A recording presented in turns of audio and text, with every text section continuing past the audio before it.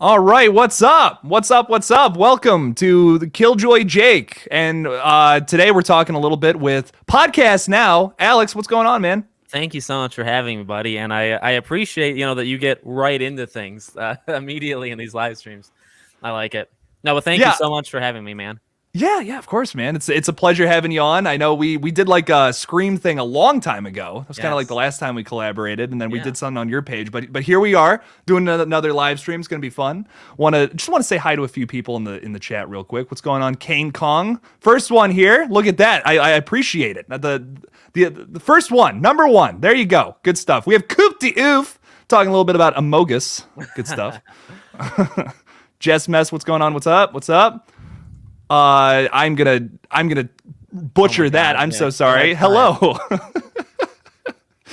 Rob Fitzgerald, what's going on? What's up? Flash Skywalker. Yo. Hello. What's going on? We have one of our channel members here, Jacob Browning. What's up? What's up?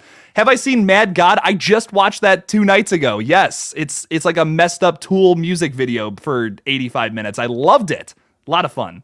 And what is up? Ilum, what's up? What's up? Welcome to the chat. Hello. Welcome to the chat. We're going to talk a little bit about Scream 6 today, talking about some recent news, just talking about things in general, how we feel about it so far. How do you feel about just getting right into it, Alex, with Courtney Cox in London? Do you think this is going to affect her screen time? Is she going to have little screen time? What do you think? No joke. I wanted if we do one on my channel, I wanted that to be the central topic. Yeah, that was interesting, huh? So... Well, the first thing that originally comes to mind for me is that if anybody still believed the rumor, which I don't, and I never really did, but if anybody still believed the rumor of like that staggered approach of the 6 of them are filming first, then everybody else, that's been completely blown out of the water at this point, right? Because Courtney's not there. So there's so to me the biggest now, and of course like her screen time is of course probably something that comes to people's minds. But the first thing I thought of is if there's still people that believe they're just filming with those 6 to begin with, that is just the fakest thing humanly possible. But yes, and then I heard the rumor she's getting married too, like soon. Oh, yeah, there's okay. She's getting married in Ireland within the next like couple weeks. So like, and then obviously what Shining Vale is at the name of the show. So like, and that starts in the summer. She honestly may be on set for 2 to 3 weeks. Is kind of my prediction, which is not nuts, but then also like, okay, then the idea that she's a central character also is not true. There's no way.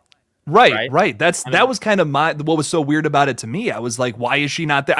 It feels like a movie that's going to be Gale Weathers focused, especially now that we know it's going to be in New York City, maybe around Halloween time. I could see her being the forefront of this new movie, being a Gale Weathers centric film, but I guess that's just not going to be the case now. Yeah, it doesn't look like. I mean, she could still be, and I like, there's theories of like a morning show call, the first call of the movie being like Ghostface calling her live or whatever. I love that idea. I think that's awesome. Oh yeah, and she can have a couple big moments, but I mean, at this point, I feel like same time-ish as 5. How much she was in 5 is how much she'll be in this.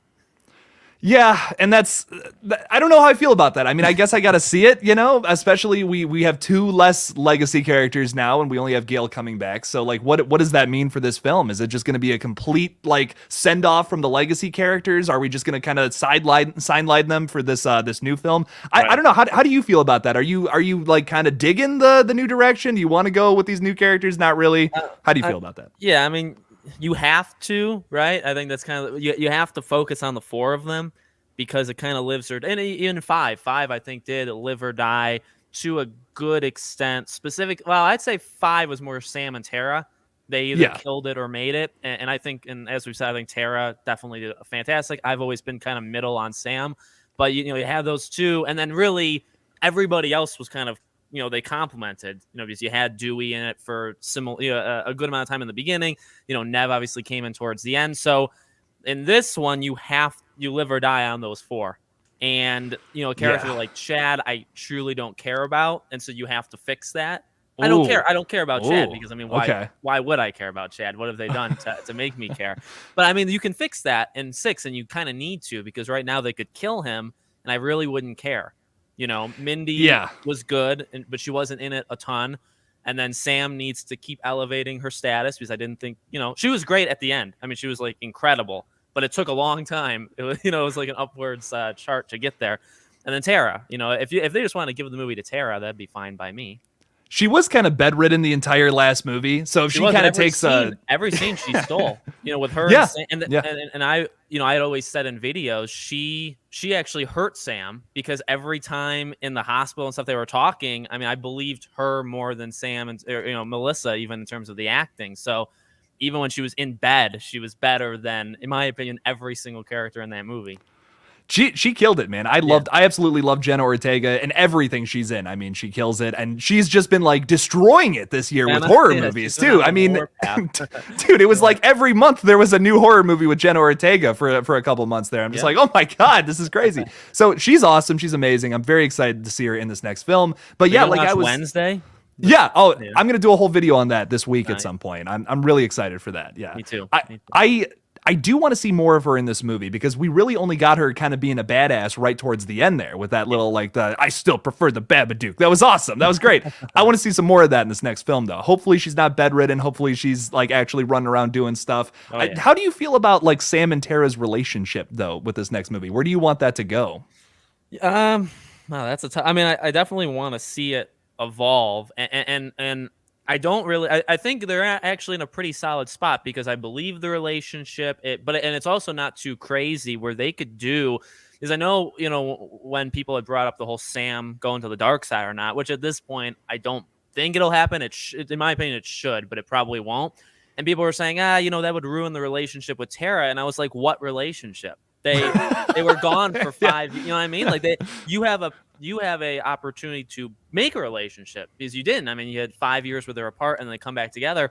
So, but I thought it was fine. I thought what they did in 5 was fine. But they could really do literally whatever they want in 6. And I think, like, if they wanted to, in the beginning, have like a huge fight and then kind of break off for the rest of the movie and come back at the end. I mean, I don't know if that's like a horror movie thing to do, but you could do that and it would be believable. You know what I mean? So in terms of what I want, I don't really even know what I want. I just want to see the relationship for sure. And I feel like they'll kind of be close, because in terms of how 5, ended, of them kind of protecting each other, something like that.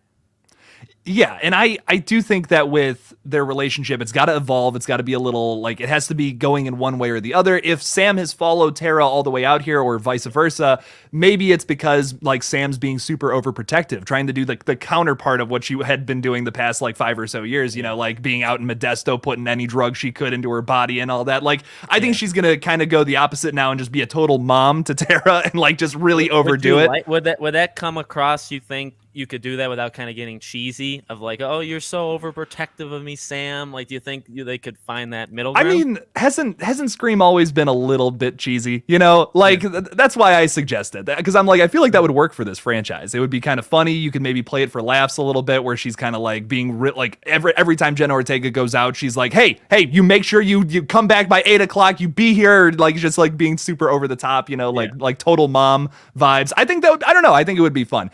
I do see what you're saying, though. If it gets too cheesy, it might get a little annoying. Like, just like a comedy type film. But I get what you're saying. I think they should.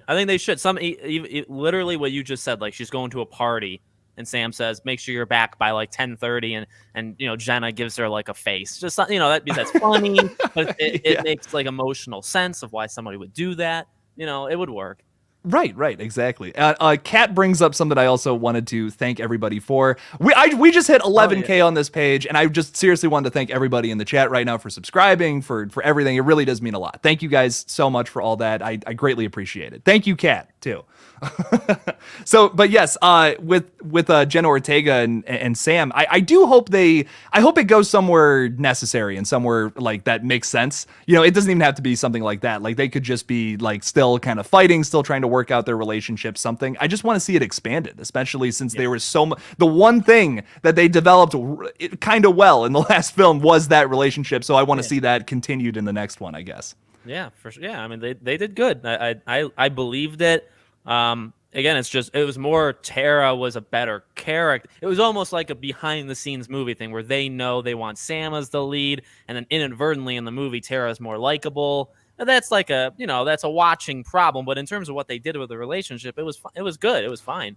Yeah. Oh, yeah. And you also brought up the Meeks twins earlier, too, who, as we know, survived the events. We got Chad giving the little thumbs up. You say you don't really care for the guy, but if he was to get a little more developed in this next film, do you think you would maybe have more of an attachment to him? Or? Yeah, I mean, it's just, and he was fine. Like, I don't think he was a bad character, but he suffered from what Liv suffered from, and Vince, and that they weren't in the film, or even Amber, they weren't in the film. Chad had maybe 4 or 5 scenes. Like the entire, it wasn't enough. Even his like looking for Liv outside was probably the least like engaging of any of the chase. And plus, it also not his fault. We saw it in the trailer, and like a lot of us thought, well, maybe he's gonna die there. So like that really hurt. But again, like their relationship is interesting. And I've mentioned this in some videos. Like they're weird because I don't really get the sense that they even care about each other all that much. Because people were saying, and I agree, best way to develop Chad is to kill Mindy. Is if you kill Mindy, you get the reaction from Chad and you can elevate him. So I like that idea. The problem is you would need a reaction, and I don't think they've done anything besides like her saying you're going to go out there like without a weapon or whatever the line was, and he grabs like that bust before he goes outside. Besides that, they really didn't even like each other. And it was a different, like Tatum and Dewey, that was more like a lot of people could either have that with their sibling or know somebody like that. But Chad and Minnie just don't really seem like brother and sister to me. They don't really seem like it. So you have to, I think, develop their relationship with each other and then kill one of them off. That's what I think they probably will do that.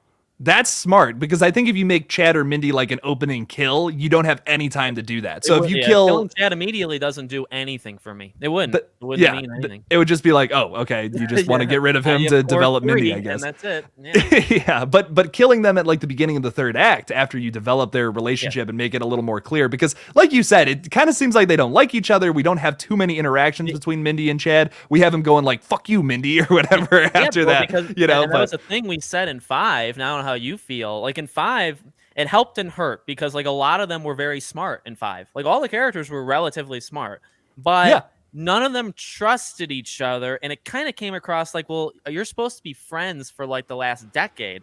And Chad and Liv, and they're kissing, and he's like, well, I don't know for sure that you're not. That came across to me very cheesy because like you can contrast that with like Billy and Sydney in 1. And it's like, that's not, if she was wary of him, that's not how she acted. You know what I mean? Like Chad just came across kind of goofy. He's like, I'm not 100% sure you're not going. It's like, you love the girl. You're supposed to. You're kissing her. You want, you're going to take to the next step, and you're calling her. And so again, like these people are supposed to have known each other forever, and they're not acting like. I get it. I mean, they're like one of them could be a killer, but just the way I didn't like it. I don't know how you felt about nobody trusting each other. I think the only reason it works a little bit for me, I see what you're saying, but the only reason it works for me is because Chad comes from the Meeks family, where it's like that their whole thing is about horror movies. Yeah. They're all horror geeks. I mean, you're left to assume that at least. Yeah. It's a lot to assume, though. I will agree with you there, because he comes across more like that geek than Chad does. So I think that's what's off-putting. He's more like the jock that's like is actually super soft and super nice, and all that. We got a $2 super chat from Denisha, by the way. Congrats on 11K. Denisha, thank you so much. I appreciate it. Thank you. I wish I had a real bottle of champagne to just pop off the cork right now. Maybe at 100K. There we go. But by the way, and just one little thing for Mr. Podcast Now here. Alex is almost at 65,000. Is that what I saw recently? Yeah. Holy crap, dude. Get this man to 65,000 subscribers. My God. That's awesome. Good stuff, dude. I appreciate it. It's a slow burn, but I mean, you guys are all of you, Craven. I mean, you guys are growing quick, and I mean, it's incredible. You gotta take a picture when you're at all ones. That's special. All twos, especially. So you're almost there for 11111. Oh man! Oh yeah, I didn't even think about that. That's I've exciting, never man. caught myself on it ever. So maybe I'll do all the 6s, maybe. Oh, dude, and you know what? You're almost at 69,420 too. I'm just saying, man. There you go. Yeah, I did catch 6,969. So I got that one. Wow. That one I was really happy for. I was like, okay, sweet. But yeah. But yes. So with Chad and Mindy's relationship, though, how would you like to see that developed? I guess like what kind of relationship do you think they should have in a juxtaposition towards Sam and Sam and Tara's relationship. Yeah, that's tough, huh? Because because you can't do the exact same thing for both of them. So they maybe do have to.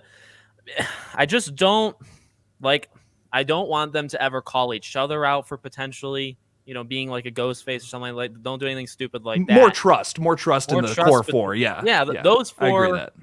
Unless they want to go after Sam, I would be okay, even if she's not. If she doesn't go dark, if she doesn't do it, if they still want to have some sort of hey, or Mindy. But here's the thing. When remember that deleted scene of Mindy and Sam? I didn't like that deleted scene when they were outside the house. The acting there I don't think was good at all. But if you wanted to do something like that, I would take it. I would gladly, So almost maybe what they could do with Sam rather than necessarily with each other. I just think you need to come across a little bit more like your brother and sister. And I guess I don't really know what I have a sister, so I should know what it looks like. But I don't know, a little bit more loving. And then besides that, you don't really need to do all that much more. You just have to show them in a couple more situations or caring about each. One of them gets injured or a phone call. Maybe the other one takes the phone from the other person to try to combat Ghostface, something like that. That could be fun.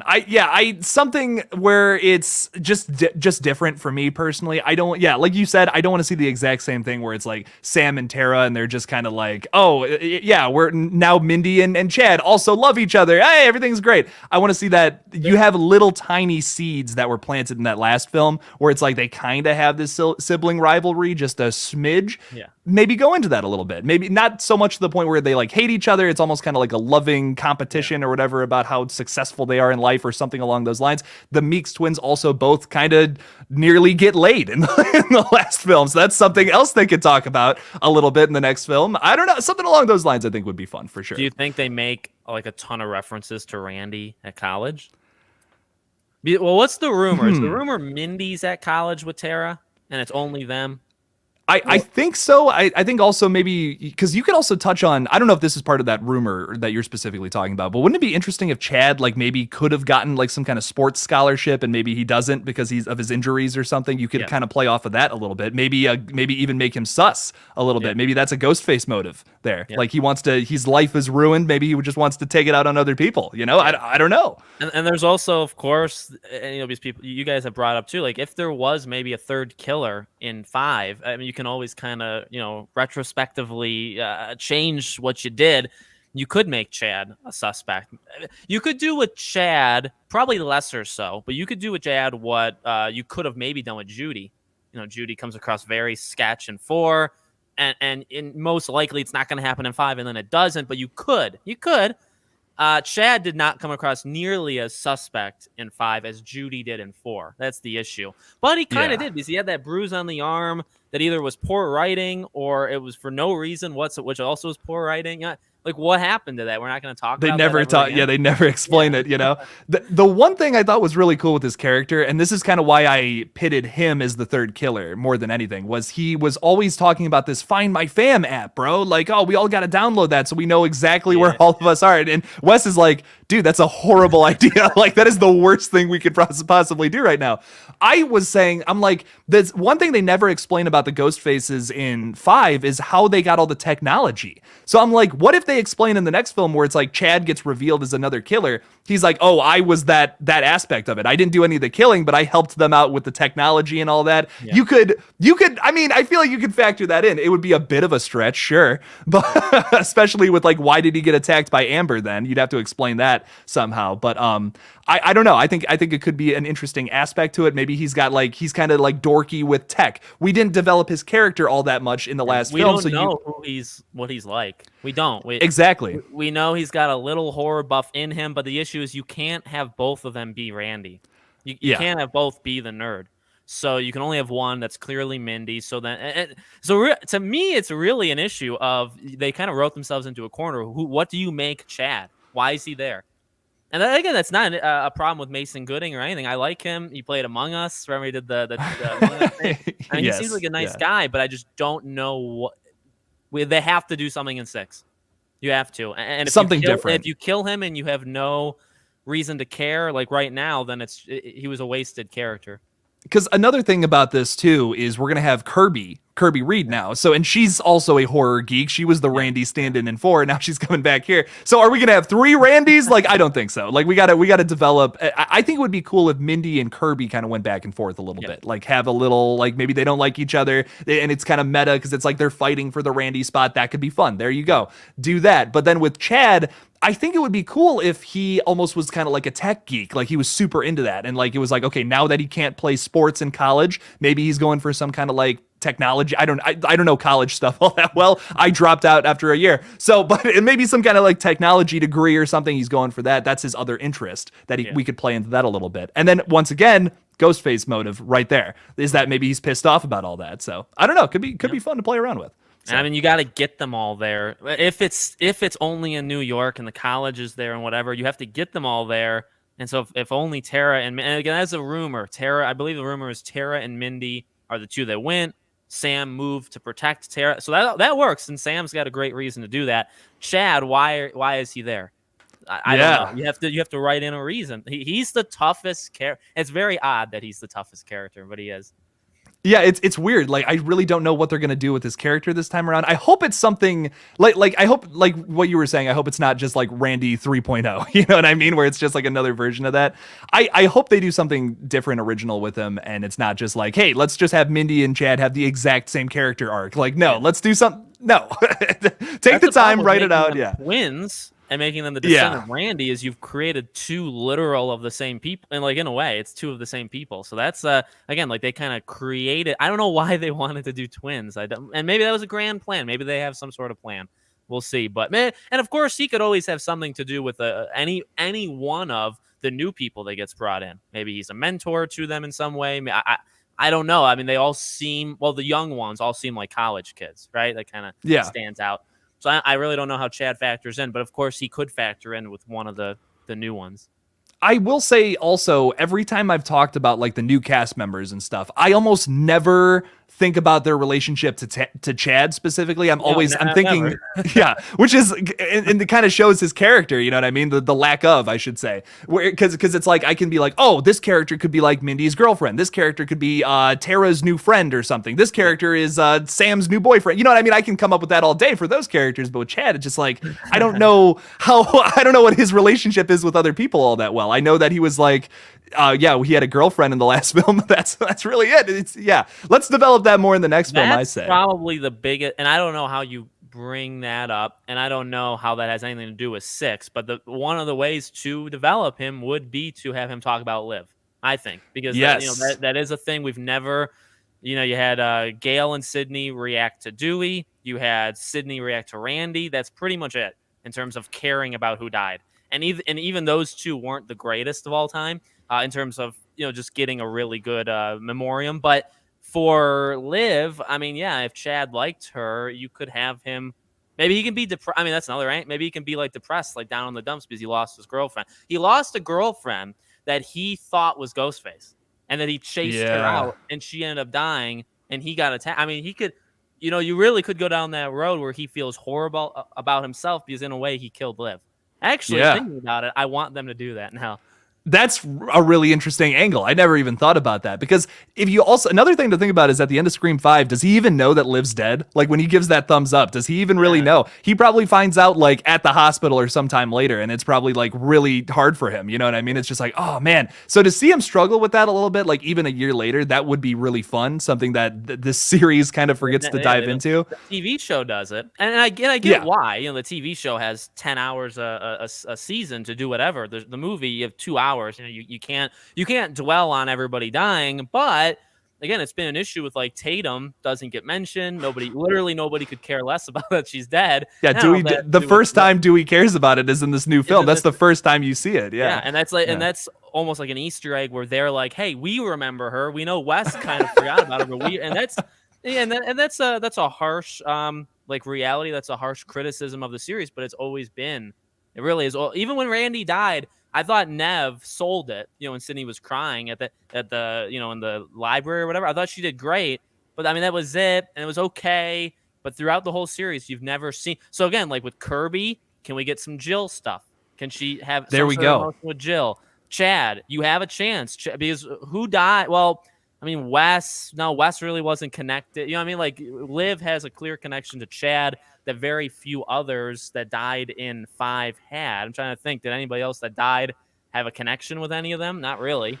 I mean, like, Tara and Wes apparently had some kind of thing going on, but once again, super underdeveloped and didn't really go anywhere. Like, I really thought that was going to be a massive plot point later on, it was going to be like, oh, maybe he gets a call. Like, I feel like all that would have been solved, too, if during that scene where Wes is getting, like, hunted down by Ghostface in his house, instead of doing all the fake-out jump scares and shit, which I'm like, what are they doing here, man? The kill was great, but the setup should have been he gets a call from Tara, and it's Ghostface. That could have been, there you go, that could have been cool. It could have been almost kind of like a reference to Scream 3 with the voice changer box that makes you sound like literally everyone. You know, technology we still don't have today, but fuck it. Who cares? Don't worry about it. I don't know. I think that would have been cool. It would have actually led all that setup somewhere, but no.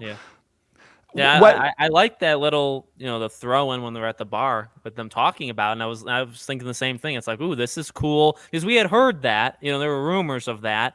And ultimately, well, even in like the script that leaked, I think there was more references to it, but it still wasn't all the way. So it's like, dang it, the rumors were true, but it was just a reference. They just kind of threw it out there. Yeah, that was again. Now let me ask you. Let me turn the tables on you. I mentioned this to somebody. So 5, I think, clearly had a problem with too many people, right? Yeah. Yes. Now, if you count them, there were 13 in all. Now we have 11 confirmed for 6. And people still expect more cast. Yeah. So, like, do you think we're going to have the exact same problem? Or maybe they're going to just get murdered extremely fast. We don't have. Because here's the thing. Developing those core 4, as we just said, is insanely important. But if you're literally having just as many characters as 5, you're not going to be able to develop the 4 again. Same as what you did in 5. Yes, right. But I feel like there's pros and cons to having a big cast and a small cast, and especially with the Scream movie, it gets even more interesting because it aids one thing and hurts another. So if you have a big cast, it aids the mystery, but kind of hurts the character development and like how much you care when someone dies. Right. But on the opposite end of that, if you have a small cast, it's gonna be awesome fucking kills the whole time. But by the time you get to the end and the mystery, it's like you'll probably be able to figure it out if it's only like 9 people, But we have 11 people this time around. I feel like that's a sweet. That's the Goldilocks zone for Scream films. You're probably right that we'll probably get some more people, but this would be perfect. I think this would be this is an okay cast. We can make this work. One of these new characters maybe is one of the ghost faces, and then like we said earlier, maybe we take that third killer angle with Chad. That could be cool for this time around. I'd like to see them do something different like that. Yes, was that kind of done in the TV series about like, oh, I was a killer too in the past. I still think it would be cool, but I don't know. That's just my opinion. But how do you feel about this new cast? Speaking of all of them, like, is there anybody you're really excited to see in this? You don't even know. You probably don't even know who these people are. To be bad, honestly, man, I don't know who any of these. The older guy, I know what he played. Not the cop, the oldest of that group of Josh Segarra. Yeah, he's played some pretty crazy people before, right? From what I've heard. So yes, and I saw like a clip of him. He seems good. And then the new ones are just they're new. They're young. They're full of life. They haven't done too much. And when I talk about them in that way, I'm not like putting them down because credit where credit's due. Like the characters even in 5. Like Liv, Sonia, right? Like she's never been in anything. That was like her, and she did awesome. I thought she did fantastic. I loved her. She was great. I know Amber, Mickey Madsen, she did Once Upon a Time in Hollywood. I didn't watch that when I saw 5. Oh, dude! I knew she acted, but I never really saw her before. So I don't want to put these people down because when I talk about how I don't care about them, people are like, "Oh, so you hate them?" No, it's just literally I don't know who they are. But that doesn't mean they're bad. I'm sure they can do great. I just did a little research on Liana Liberato, and she's in this film called The Beach House. She gives a great performance, but I kind of wasn't that big of a fan of the movie. It was kind of a dud. Had a poopy ending. I think I'm trying not to swear as much, so poopy is the word that I'm choosing. But yeah, no, I think that she's gonna give a great performance. She's clearly very familiar with horror. I think she's gonna be awesome, and we have Mega Giants here saying she might have a significant role too, so that could be fun. Do you want to see now? Obviously, we want to develop these core 4 characters that we feel are a little underdeveloped from the last film. Yeah. Do you want to see these new characters get developed, especially if one of them is Ghostface, or do you kind of just want they're lambs to the slaughter? I just want some more bodies. What do you think that the route that they should go? If they're taking the route of 5, at least one will be developed. Because I thought Richie was awesome. I thought Richie was very developed. Richie hurt Like finding out, and we all, I mean, literally everybody called it that was paying attention, or we're going along with the trailers and stuff. But when they said it, when they showed it was Richie, I was like, well, obviously. But I love that character. I thought Jack Quaid did awesome. So, and then on the flip side, Amber wasn't in the movie, so she can't have, she wasn't developed. So if they're doing that, and again, like the numbers game would indicate that probably happens again. If there are two killers, one will probably be developed, the other one will probably be hidden for most of the movie. I'd assume. So yeah, I would definitely like to, because here's the thing. For me, now I don't watch many horror movies. When I go to see a Scream, I mean, I do want to get invested in these characters. That's just my kind of viewing thing. So if you kill a character like Chad, and then any of these new people that are not developed, the thing that the scene needs to, and the scene would need to be about the chase. The scene would need to be about the kill. So like Wes, that was an important scene because of the new kind of way they did the kill. If killing one of these new people, the main draw is that it's a chase throughout like an entire house. The draw of that scene is the chase. It's not the character. And that's fine as long as there's that. So you know what I mean? So that's a really good point. That's something I haven't even thought about. We've been just kind of been like, oh yeah, more characters, more character development. Like we need that. But that's a really good point, because let's think about like CC Cooper from like Scream 2. Like that comes to mind. It's the chase. That's what's so cool about her character and her death and all that. That's what's great about it. So if some of these characters, yes, they want to take that approach, okay, I'm all for it. But I definitely think that a focus in this film should be developing our core four at least. Yeah. If you want to have these characters just kind of get chased around by a ghost face, and maybe one of them is Ghostface, sure, okay. Josh Segarra is looking pretty sus at the moment, but who knows? He is. Yeah. So he played the villain on Arrow. Do you watch Arrow? I know you cover a bunch of stuff. The first season, I stopped shortly after, but yeah. Not a fan. Not where it went, and what the CW went, but that's typically how it goes with CW stuff, right? It started great though. But he comes. Cool. That's the thing, though. So he comes across immediately as Ghostface. So can you? I don't know. Like, who came across immediately as Ghostface last time? I guess would be the question. Well, I will say, I think Mikey Madison, who plays like a super crazy like Manson family member in Once Upon a Time in Hollywood, if I would have I didn't really make that connection going into like the Scream 5 marketing and all that. I thought that was maybe a little too obvious. But now that they've actually kind of typecasted a little bit in the last film, are they going to do it again? Are they going to use the same formula? I hate to say this, but I feel like they might. I feel like they're honestly casting for villains at this point, which maybe makes it a little too obvious. But how do you feel about that? If Josh Segarra does end up being Ghostface, is that going to be kind of cool to you? Because he can play a villain, obviously, but is it too obvious? I guess. Yeah, it'll be. It depends, I guess, how much you want to lean on either one. Because I feel like I may lean on, considering you and me here on June 20th are calling it. That'd be pretty pathetic if it actually, and it is the modern age, and you could hide this stuff way better 20 years ago, but doesn't really matter. The draw of the Scream movies is the whodunit. That is the draw. So if you and I, two YouTubers, can come up with it a year before it comes out, that's before a trailer, before they're even done filming, just based off of what they look like, that they need to fire their casting. They do. That's bad. Yes, it's only a handful of people, a fraction of people. But these are your diehards. These are the people that you don't want, thinking that your movies suck. You know what I mean? Yeah. Yeah. No, I totally agree. But at the same time, you want somebody who can carry some. Like, I want Jack Quaid to have done that, because he carried it. And he was very believable. And I liked his just switch, just going, nuts. And I believed him when he was kind of like he was kind of cautious, right? Like, I love that. And then, of course, there's the angle of, like, do they think about, do we need to make it believable that these people can kill? Sometimes it seems like they care. Sometimes they don't, right? Because you've had somebody like Jill, but she didn't do a lot of the heavy lifting. But even Charlie, So like that's the thing, too. Like, can some of the, is it Devin, however you say her name? Like the 19-year-old. Can she be Ghostface? I mean, do they think that's about the question? Do they think that like a 5'2", 100-pound soaking wet person, would that be believable? And we're going to cast like that. I don't know. That's the thing, because sometimes the obvious choice is the right choice. You know what I mean? So maybe Tom Segura being the killer actually works better than any of these other people. Like, could Liana Liberato also be the killer too? Like, does that work more than Tom's character? I don't know. It's one of these things I kind of got to see it play out on screen first to really judge it. But I do kind of want to see, because we've always seen high schoolers or college kids, with obviously some exceptions, play Ghostface, and they're always kind of like bumbling around. You know, I want to see a professional Ghostface who like has an attaché case, if I'm pronouncing that right, with like knives, and he like picks them out all perfectly and he's all ready to go. Like, I don't know, that could be fun, man. We've never seen that. We've always seen kind of like bumbling idiots who either want like revenge or something, or fame or something like that, play Ghostface. I want to see someone who has like a plan, is ready to fucking go, you know? I think that could be fun. You know, there's something special slash, you know, it's part of like the Scream formula, them kind of tripping over themselves. And even the fact, you know, you have a mask on, it's hard to see.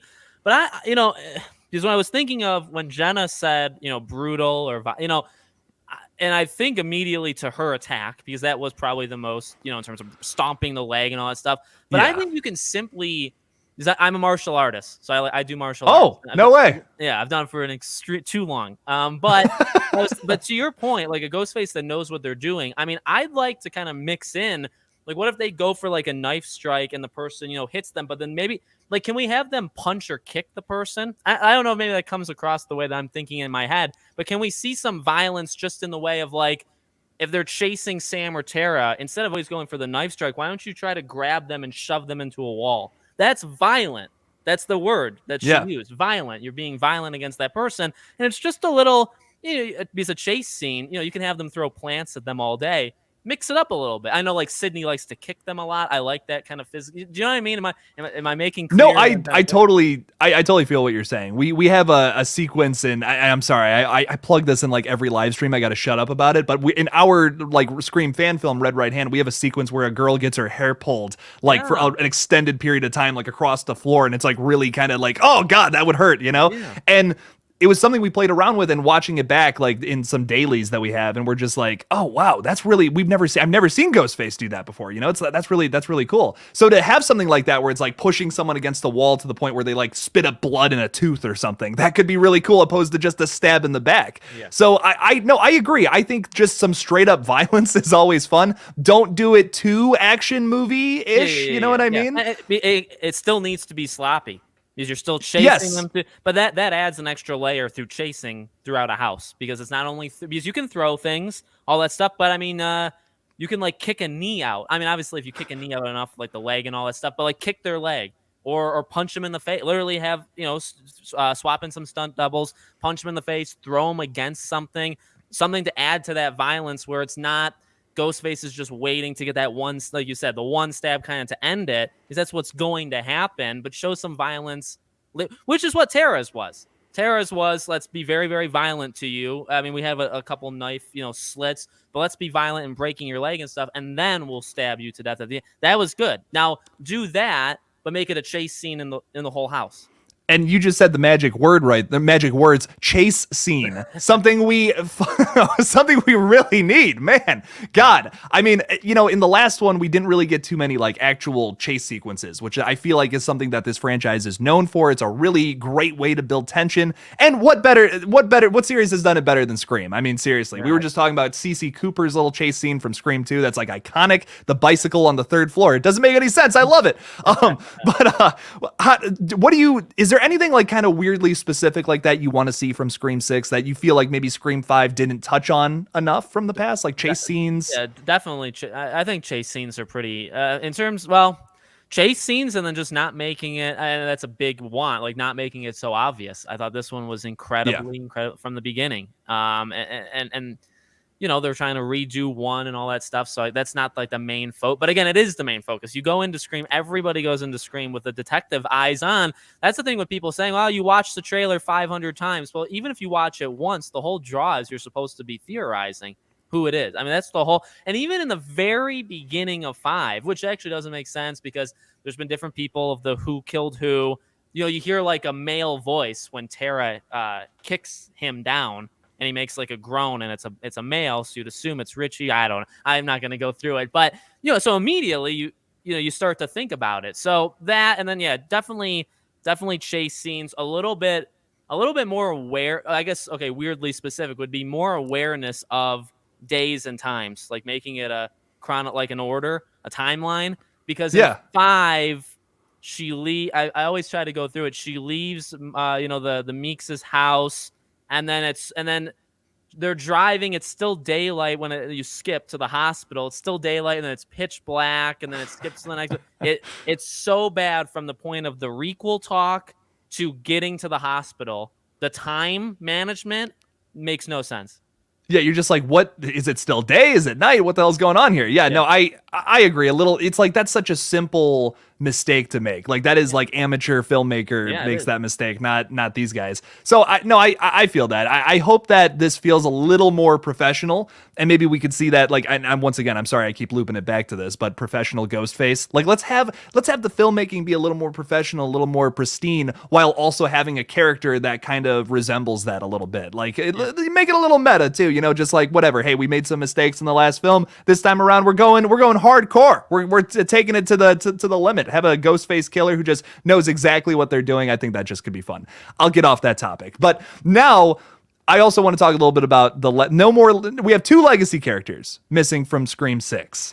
And this has been obviously something widely controversial. I'm sure you've read all about this and covered it and all that. How do you feel about no Sidney Prescott and no Dewey now in Scream 6? It's gonna hurt. I've been controversial to say without even a doubt 6 will not make as much as 5. It's not even a doubt in my mind. I mean, I'd bet whatever. And it's for more than just not Sidney, and it's more than not just Dewey. It's also, well, it is, you can't get the 3 of them back. You're never going to have all 3 OGs coming back. You're never going to have the same marketing push and hype for you're rebooting a franchise. You're not rebooting it now for 6. You just did that, right? So it's a couple different. And 5 was not universally loved, which I know the Scream fans on Twitter hate to hear, but 5 was not universally loved. Many people said, and many people said that was garbage, okay? Then there was also people that were on the other side, like us, and you could go in whatever range you want, but all of those things is going to result in 6 not doing as good as I just easily. It'll make 110 to 130, somewhere in that range. That's what I think. Interesting. Okay. I just don't think it's going to reach 150, 160. I just don't think it's going to do it. And the Sidney thing or Nev, I mean, that just looks so bad. And you can pick whoever you want to defend. What I've said is, what I've said is this: if you're on an outside, plane and you don't care all that much, and you see Nev Campbell, you know who Nev Campbell is with Scream. Even if you don't really care, you're not into, maybe you don't even know half the character names in Scream, but you know who that is. And you say, oh, so there was some sort of dispute and they hate each other. I mean, that naturally is going to do. Then when you have Vincent D'Onofrio, right, Kingpin, when he's coming out on Twitter and he's saying, I stand with Nev, Matthew Lillard isn't as big as him, Jamie Kent, like those people aren't going to make as big of a thing in Hollywood. But I mean, I think it will show, because I think people see that and say there's a lot of drama, this like pointless, stupid drama going on with Scream 6. I don't care. I think that it's not gonna make it make 50 million less dollars. I'm talking 10, 15, a small, but 10, 15 million is a lot of money for a Scream movie, Yeah. Oh, yeah, and especially if this one's going to have a bigger budget for it to make less money. It's not, that typically studios look at that and be like, okay, you guys are done. That's it. We made our money. Let's get out of here. We were talking about Happy Death Day a little bit earlier. Yeah. That's exactly what happened with that franchise. Yeah. It's not exactly, obviously they didn't cut out characters or anything, but with the second film, they kind of got it still made a lot, but it still made a lot, no, yeah, but exactly. Because it didn't make more, though. You know what I mean? Yeah. It made a little less. And I think that's because they did change it up a little too much. So did they do the same thing with the Scream franchise now? I guess that's the question. Because with Happy Death Day to you, it's just a little, they focus much more on the comedy aspect. It's like 90% a comedy and then like 10% just a smidge in there, a bit of horror. So that's the problem there. Did they, by getting rid of 2 of your legacy characters now, did you just also put that last nail in the coffin for the Scream franchise now? I guess that's the question. But with all the one thing Happy Death Day to you did not have was all this press. Like, yes, it's bad press, but it is press. People are talking about it. Like, there's a lot of people who are saying right now that they're like, oh, I'm going to boycott the movie. I will not be there.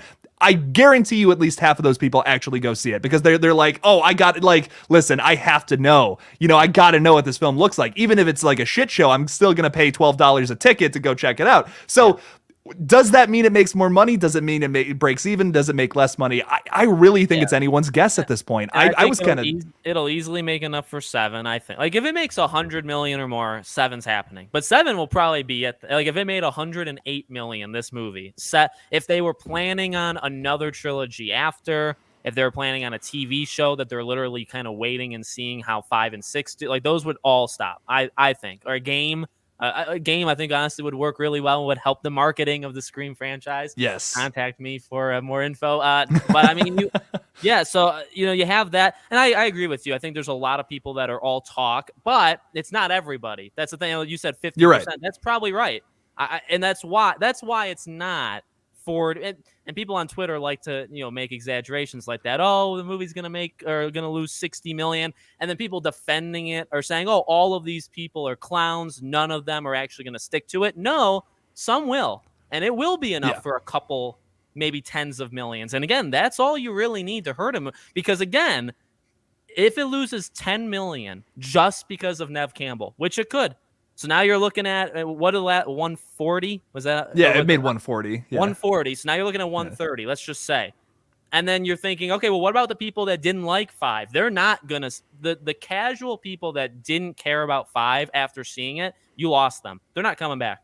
That's just the facts. So you lost them. It doesn't have the same hype. There's no way it's going to have the same hype as 5. It just can't. And that's okay. And that's not their fault, but it's just going to happen. So ultimately, it's just going to need to be a better movie. At the end of the day, it just needs to be a better movie because word of mouth needs to be stronger for this one than... You can't have Critical Overlord being the only one seeing it 15 times in theaters. You need more people to do that. Yeah, and I do feel like there's a lot of factors at play. Like, obviously, we have all this new stuff that we're talking about, but there's also a lot of people who that was their first time ever seeing a Scream film in the theaters. And they're like, oh my God, this is so cool. They went back and watched all the other movies. More casual people who don't keep up on all the updates and stuff. There's a lot of more new people who are going to see Scream 6 as well because they were so impressed with 5. There is that aspect of it too, because I feel like it's this last film was very polarizing. There's a lot of people who loved it. There's a lot of people who thought it was garbage. Yeah. And I understand that. I knew that walking out of the theater. I walked out and I'm like, people are going to fucking hate this. People are going to hate that movie. I knew it walking out. But I really enjoyed it. I thought it was fun. And obviously we've talked a lot. I've seen it ever since I bought it, I've seen it. I try to watch it. I talk about it a lot, so I try to watch it as much as possible. So yes, there are some problems with it, but I still really enjoyed it. I'm glad that Radio Silence has it too. They've always been some of my favorite filmmakers even before this, which was awesome. I love Ready or Not instantly impressed me. Did you ever you watch that one? I just saw that movie. Yeah. Yeah. I don't know, man. That one just blew my mind. I loved it. But I liked it. And you can infuse some of those elements in because Scream the people that say Scream 5 was, they were mimicking. I don't think they had enough of them in Scream 5. Does that make sense? You know what I mean? That's exactly where I was going. Yeah. And maybe that hurts it. Actually, we don't know. Maybe that actually was the safe, smart thing to do. We'll find out in 6 if it's more of them. And then we say, that's not because what you could do now, potentially wrongly, is that, you go the Star Wars route, is if Scream 6 doesn't feel like Scream. Just like The Last Jedi does not feel like Star Wars. And then you're going to have that split right down the middle. Yeah, and then there's going to be that talk. And then you're going to have the discussion. Well, maybe they were smart to play it safe and just kind of copy. But we'll see. I mean, but also it could be a breath of fresh air. It depends on the choices. How many killers? Like you said, is there a third killer from from 5? Those are going to be the killer, the big things that make or break the whole movie. I agree. And I do think they have to make some changes because I do think that the last film, a lot of my problems I had with it was because they were sticking too close to Wes Craven's style. And if you watch the commentary track and some of the behind the scenes stuff, I mean, they even say that. They're like, oh, whenever we didn't know what to do, we were like, what would Wes Craven do? And we did that. And it's like, as filmmakers, that's not exactly the best route you should go. Listen, honor Wes Craven, obviously. And we're already seeing that in some of the set photos and stuff. Yes, let's 100%. That is, you have to do that at this point. This is his franchise. But I do think that you're going to ultimately get a better product if you make something that is truer to yourself and not something that you would think another person would do. If your imitation just never comes out as great as something you actually want to make. You know what I mean? So I hope that this film is Radio Silence's Scream. This is actually their take on it. And you know what? If it's worse, at least they tried. At least they tried to take it in a new direction. Yeah. So if it fails, it sucks. Okay, well, at least we have that question answered. But as of right now, every Scream film kind of has the same structure. So do you want to see a Scream film that's more radio silence, more structured differently? What changes would you want to make to it? Yeah, so I want theirs, and again, exactly, and this is what I've said for the like the script. So like, I'm very strong on this. Like the script we're getting right now for 6 is the backup plan script. I think Craven has said that too. It is because the original script they wanted had Sydney in it, and now this is not. So it is a backup script. So we already don't get their vision. And I've always said, even for a game or a movie, like no studio interference. I never want that. So like you said, give me, if you want to go all radio silent, give me the movie you want. And if it sucks, I mean, we're still going to call it out, but I will give you respect for at least doing what you want to do. And we know that it came from you. Also kind of helps us because we know exactly who to blame if it's good or bad. No, or if it's good, we know who to praise. It's not some executive that rewrote a line that turned out to be good. Right? We know who it came from. So yeah, give us the movie you want and then ride it out. If it's good, if it's bad, but at least you did it. At least you did it. So then in terms of what I'd want, I've always said I like the idea of like killing a killer midway through. Even the idea that 2 killers don't know who the other one is. They don't have to be part of the same group, but just the fact that they don't know that the other one is. And so they're doing it for 2 different reasons, which this is the best setup from what we've heard from filming that you could possibly have for that theory, so something like that. Kill somebody, kill a killer early, have a different number than 2. Doesn't have to be 3, it could be 1 again, but no, not 2. And and then maybe they don't know who each other are. I would love that. I think the whole idea of like 2 killers working opposite of each other, they don't even know the one exists until like maybe halfway through or something. Yeah. I've always loved that idea. I've heard a couple people like talking about that in like comment sections, Scream, Facebook groups, whatever. I've always thought that was interesting. If they played around with something like that, where it's like it's something that forces the formula to be something else than what we've gotten in the past, I'm down for it. I'm down to see it. If it fucking blows, fine. Like whatever. At least we finally got to see that in an actual Scream film. I'm just excited to see it. I hope. Could you imagine Mindy having like a monologue, and she even can speak as she explains the rules, right? And she goes like, "Well, normally we assume they're working in tandem, but now the killers seem to not even have an idea what the other ones do." You can say it literally out loud in the movie. Yeah, in this franchise, that would work. That would so work. You could have that. That could be the whole like change up thing, because in a lot of the sequels, they'll like, especially in 3, you have Randy in that like videotape saying like, "Oh, it's all got to come back to the original at the end of the trilogy." So what would they talk about? Like if they somehow found out that the killers were working independently of each other, what new rules would be established? That's an old school Scream trope that you could totally reinvent with changing up the formula like that I would love to see. I really don't think that would suck. I know we're kind of like, oh yeah, that could suck, but I think that would just be so fresh, and even if it was like kind of done haphazardly, it would still be like, okay, this is still pretty damn cool. I've never seen this before. Then you have to keep track of 2 different, I mean, man, it could be so good because you'd have to keep track of 2 different groups. Motives are separate, so it makes it even harder to pick who you think is the killer. It's hard to actually mess it up. I'm sure it could happen, but I think it's harder to mess that up.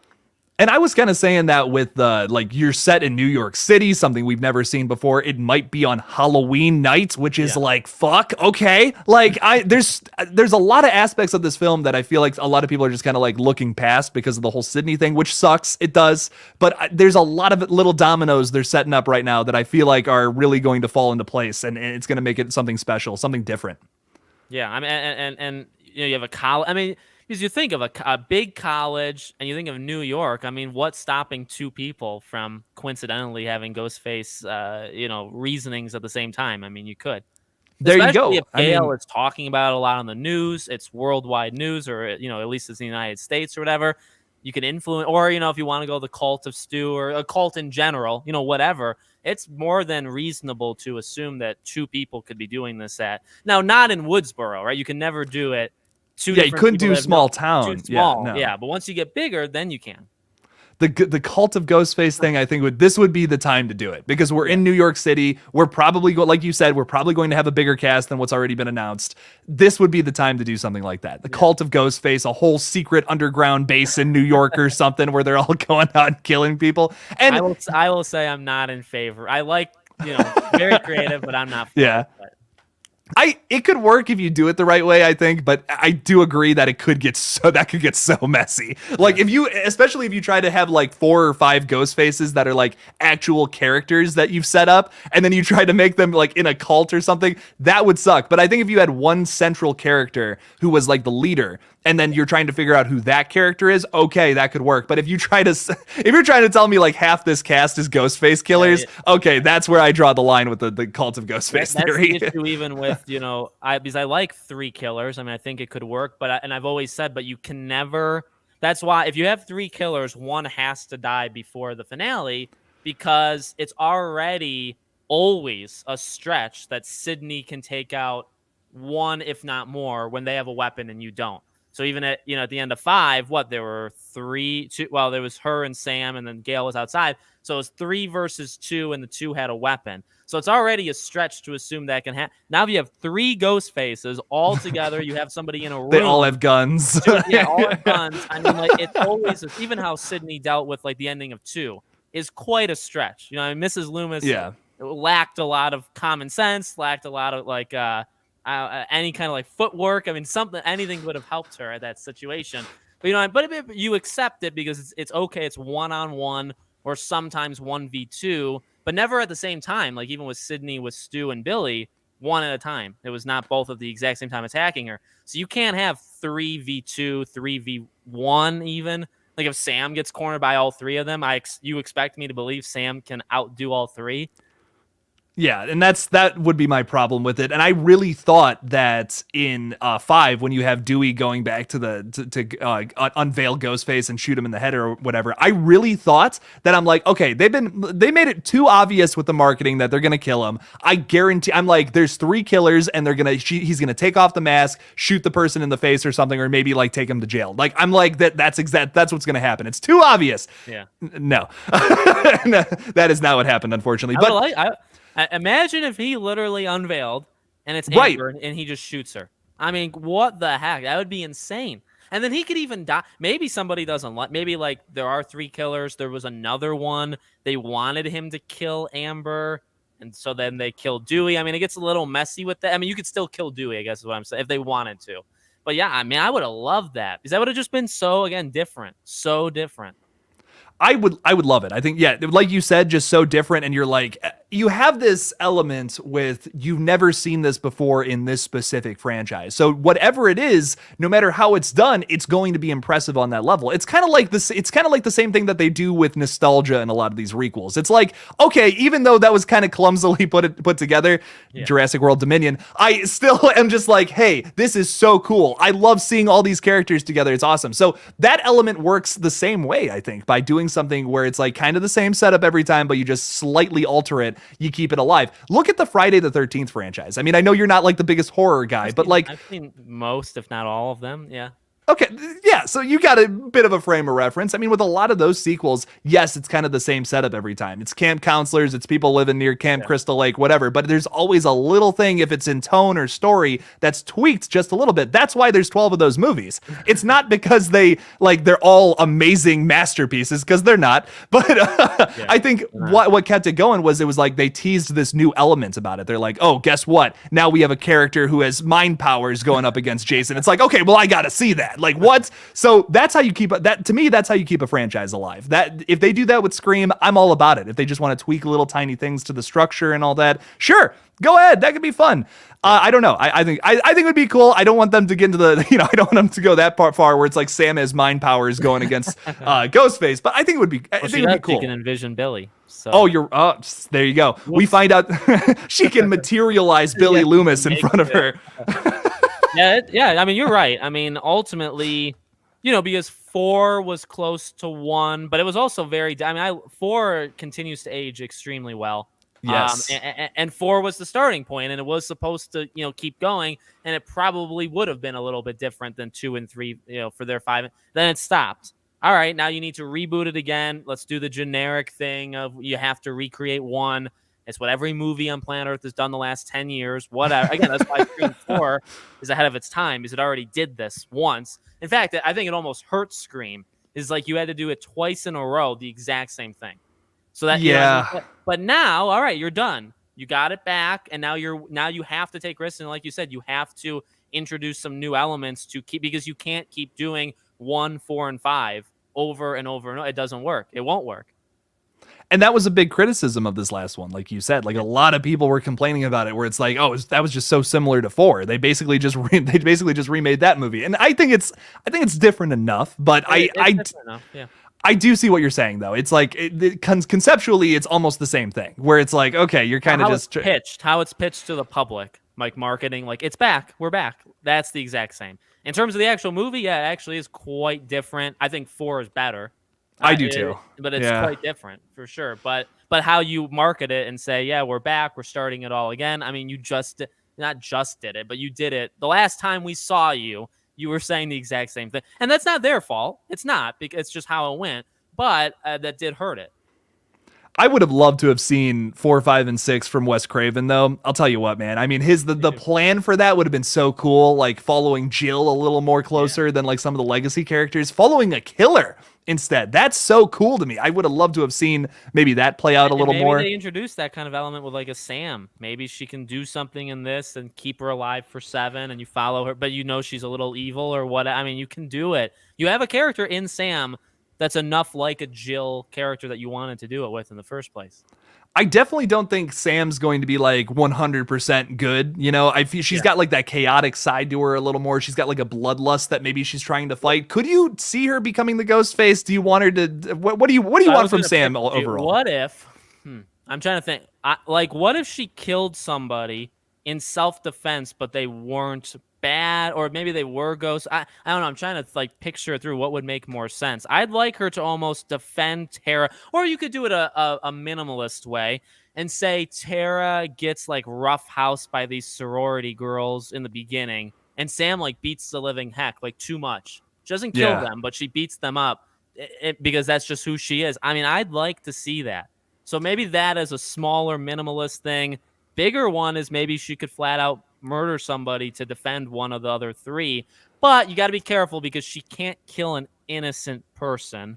Okay. Her to be redeemed, unless you don't want her to be redeemed. But what about this? So let's say they go that route where it's like Tara's getting bullied by some sorority or something, like a couple of people. And it's like Sam gets in there. Maybe she just screams at him. Maybe she's like, hey, leave her alone. And, a bunch of people see it. It's kind of like, that was kind of an overreaction. Yeah. Then later on, we have this third act party scene, of course, something like that. And Sam's there and she doesn't know who the killer is yet. But, people are going down left and right. There's bodies. There's blood everywhere. The tension is high. She's freaking out. She accidentally stabs one of these sorority girls in the forehead. She's totally innocent, and she's like, oh my god. And then ghost faces get revealed. They go through that, whatever. Sam gets arrested for killing this innocent girl on accident. Maybe she gets blamed for the ghost face killings. One of the ghost faces from this new movie get away. So tell me that wouldn't be exciting. Tell me you wouldn't be like, cliffhanger. I love that. The only issue is, what do you do with her in 7? Do you think that far? Not you. Do you think that far? Do they think that far ahead?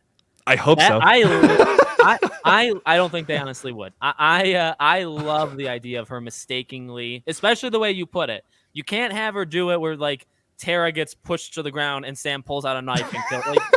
Right. Build it up. Yeah, something where she beats them up a little bit and she feels bad, but she still is kind of skeptical that they are Ghostface. And then, like you said, at the very end, they seem pretty sketchy. Even to us, they seem sketchy. So you could imagine if you're her, and she's in a predicament like everybody, people are just dying around her. She's like, I have to make a split decision call. I think it's you. I'm going to just kill you. And it's also because of the Billy in her. But then she's wrong. Again, though, the issue, but is she done? You don't bring her back for 7. That's real tough. Because is she your lead? Is that who they want? Or is she meant to have gone through that arc in 5, 6, and then Tara just takes over in set? But then what happens with Sam? I don't know. I don't know what you do with Sam. You'd have to have Tara trying to prove her innocence or something in 7, but then you don't actually killed somebody. well, you could write it in a certain way where it's like she gets out for some reason or something, where it's like, yes, she did actually kill somebody, but maybe Tara finds a way to pit it on whoever the actual Ghostface killer is. Okay. You know what I mean? It could be something like that, where it's not necessarily like a positive ending. It's kind of like, well, we could talk about that. Like, let's say 7 ends with like, okay, Sam, like, let's say all that happens. 7 ends with Sam. She gets out of prison. She's cleared. You know what I mean? They blame it on whoever the other Ghostface killer is. They catch that one person by the end of 7. Okay, everything's good. Is it a happy ending though? Because you, like you just said, it's kind of like that. It's that question of morality that could make this put a whole new spin on this entire new trilogy.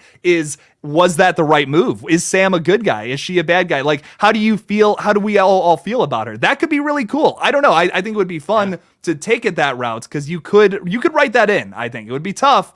It wouldn't be an easy thing. And once again, like you said, to kind of bounce off of that again, echo that, is I hope that they know what they're doing if they have a trilogy planned, like they have some kind of idea set. Because if they just decide to write something, okay, we got to write something, like whatever. Sam's darkness angle, then we know they had no plan. In my opinion. Yeah. No plan. Not a clue. Because you can't set that up in the last film and just not take that anywhere here. And like not having, and if you believe Skeet at face value. Now, I believe Skeet less in face value than Nev. Because even Skeet's answer to Master Chaos, he could realistically show up that last 2 weeks and do the just like he did in 5, right? He showed up like one day or something. He filmed all of them. So you could easily do that again. He could be keeping a secret.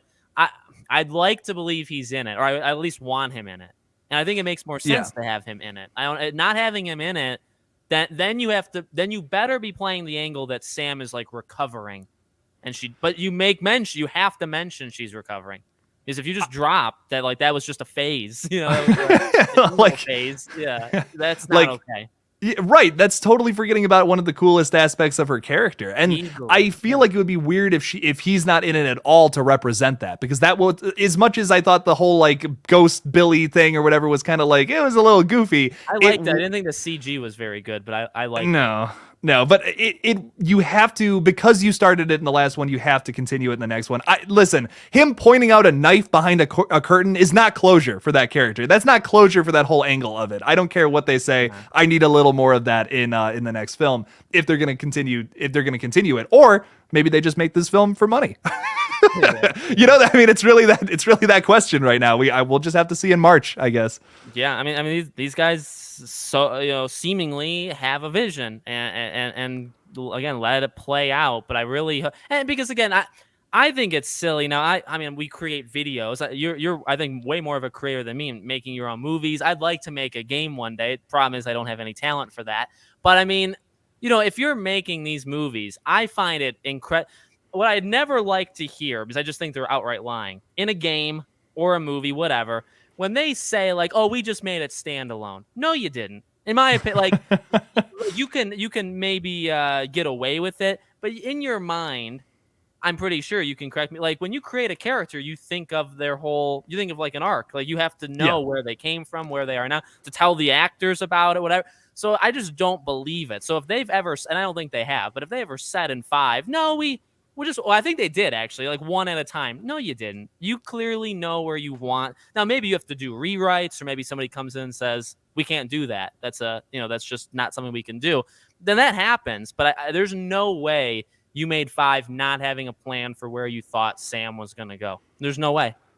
And I will, to kind of talk a little bit about that. Like with our film Red Right Hand, we have a plan. If like, let's say it's super successful, we do have a sequel plan, but we would need like, and once again I can't get into details because I don't want to spoil it, but we would need like a ridiculous budget to do it, because it's just something that like where we leave our characters at the end of our film, it's just a little too crazy to not have a budget. That's all I'm gonna say. If you were to be quizzed now, obviously not saying it live, if you were to be quizzed now on the future of these, you'd be able to come up with a rough absolutely. We already have a synopsis for a sequel. Like we already and I think if you're really passionate about this kind of stuff, like I feel like the Radio Silence guys, they are passionate about it. They have definitely thought about this. They've definitely like go back and forth. Like I will call my buddy Matt, who me and him are kind of running this whole show essentially. I'll call him. I'll be like, "Oh, dude, what if we did this with this character?" And the next, and he's like, "Oh, dude, that would be," like we go back and forth. We'll go back and forth for like an hour talking about this because we're so very passionate about this story and all that. And I feel like the Radio Silence people, they have to be a little passionate about all this, right?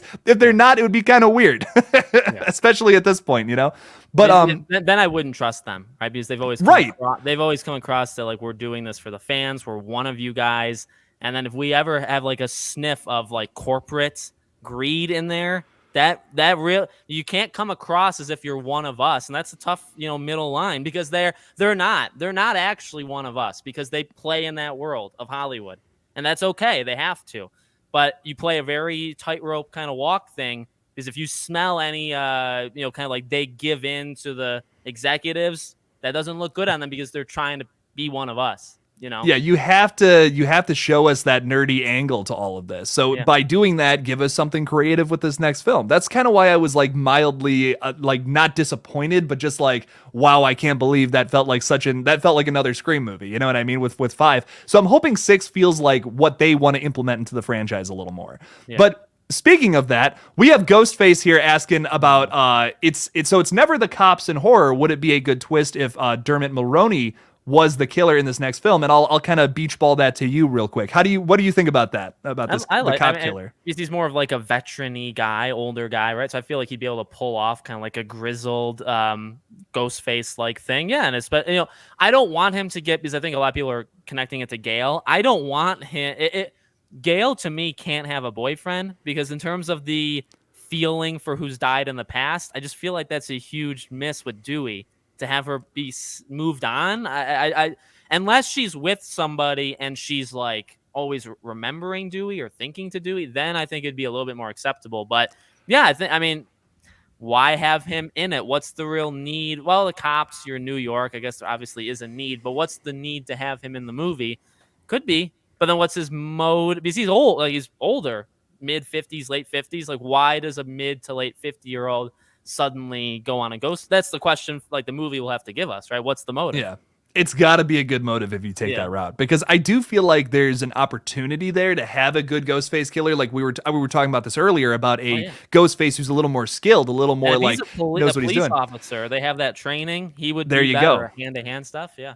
And he'd be able to cover up some stuff more. You could take things from an evidence locker that no one would know. You know what I mean? There's a lot you can do with that character that would be fun, but you'd have to have a good motive, and that's what would be the struggle writing that character. And you cannot make him the love interest for Gale Weathers. Like, oh, listen, that would be such a middle finger to Dewey. Especially, you killed him, now you're replacing him with some other random guy. No, I don't do that. Yeah, don't make it the...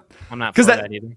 That's also making the boyfriend character the killer again, which we already saw in the last film. We already saw that in the first movie. We nearly saw that in the second movie. So give us something else, for the love of God. Don't make him the boyfriend. A cop, going with your idea, what if he's a cop and he actually does get rid of evidence, but he's getting rid of it for somebody else, and we don't know that connection in the moment? Because then it makes him look sketchy in the moment, but he's got a good heart, but he's almost like put up to it, like he has to do it. They could do, you could do that sketchiness, but not have him be Ghostface. What if you have one of these new characters be related to Dermot Mulroney? Right. Now, you'd have to be careful not to make it too similar to 2, obviously. But what if you have a character who's related to this character, and he knows, like he finds out halfway through the movie, whoever the Ghostface killer is, it's like his son, his cousin, his brother, something like that. Yeah. And it's just like, oh my God, like I have to cover this up. Like this is, I die for this character, whoever it is. So I'm going to do whatever it takes to cover it up. Dermot Mulroney's not even killing anybody. He's literally just a police officer covering up all the shit that this killer's doing. That could make it all make sense, because you're also in New York City. Like, there's cameras everywhere that you're telling me a Ghostface is running around killing people outside. Like, this Ghostface needs a special power, some kind of secret weapon like that to really get away with everything, I think. Yeah, I love that. I like that idea a lot. I think having a cop, having the sketchiness idea of him, why have him take some stuff, mess with the evidence, have us see it just at least once, right? But we don't know. Right. Maybe it's him. Maybe he's doing it for somebody else, whatever. And that immediately makes him sketchy. You don't even have to have him really be sketchy at any other point in the movie. That's the only thing you need. Yeah, I like that a lot. Oh, yeah. And we have Ghostface once again saying maybe that's Josh Segarra. Like, what do you know? I don't know. I think that could be fun. I would be so down for that once again. But yeah, I don't know, man. I keep saying it on this page. I just want to see something different. I just don't want to see same old, same old. But with that being said, if you lose too much from your original concept and all that, it becomes something else. So is there anything from Scream you specifically want to see them continue with in this next film that, like, if they change it, it's not Scream anymore? Okay. Yeah. I mean, that's the tough thing, right? Because I don't like when we say it's not really necessarily like a you problem. When I say something, I never want to come across like, if I have a problem with something, I like to try to have a solution. Otherwise, you're just complaining. And then I get that because it's easy to complain. And right. I love to do it as well. I don't, because, okay, so I always say I don't want it to become the Last Jedi of Scream. I don't know what that means, though, because I didn't really know what the Last Jedi of Star Wars looked like until I saw it. So I guess, like, if they make, I think I mentioned this on Craven's stream, if they make Gale like a complete loser, that would be more towards, because that's what they did with Luke. So that would be, now they can make her down in the dumps, you just don't have to make her literally a loser. So something like that, I think or Kirby, actually both. If Kirby comes across, she's like an alcoholic teacher at college, I'm not going to like that. I won't. And that, because that to me signals Luke Skywalker. So I guess do the reverse, right? I guess my way of answering it would just be, please don't do these things because that would remind me too much of Star Wars. I don't know how much can you really destroy the formula though, where Scream doesn't become Scream? Like, I don't know. Like 3, I didn't really like at all the changing of the voice. I thought that was stupid. Yeah, I agree. I think to me the biggest thing that if they lose it, it's not Scream anymore, is like the meta humor, like the commentary on horror movies. That to me is like, I feel like that's why it was so popular in the 90s. So if you lose that aspect of it, why it's just the slasher franchise. If you lose that aspect, it's just Ghostface killer slashing up people, Friday the 13th ripoff kind of thing. You know, don't do that. You have to be. I hope they comment on something other than fucking Star Wars this time, which just. It was cool, I guess, but it just feels out of their realm. It feels out of their reach. Like, why would they comment on that when there's so much going on? It scares me because you bring up Rian Johnson and Stab 8, as in Star Wars Episode 8. It just, I don't like, and I made a video, and I knew that video, and I made, like, when they announced Rian Johnson was the fictional director, that was back in, like, December, maybe November. I made a video. I knew it was going to get controversial. You know, people were not going to be happy, and people weren't happy. But it's just simply, I don't like how and that's just me. I hate The Last Jedi. I hate Disney's trilogy. I really don't, I don't do it. So the fact that they're so buddy with the Rian Johnson angle, I don't know if you get rid of that in this Scream one. I feel like they almost kind of embrace it, because the idea of 5, and I tend to give them a pass, but if I think too hard on it, I'm going to get mad. The toxic fandom. If I don't think about it, I'm okay with it. I can stretch it so that it doesn't upset me too much. But at the same time, I'm not really thrilled with how they went with that angle of toxic fandom. And that was very much a play of Star Wars. So it's clear Star Wars is an inspiration. I don't know why. I would never use Disney's trilogy as inspiration for anything, but it is.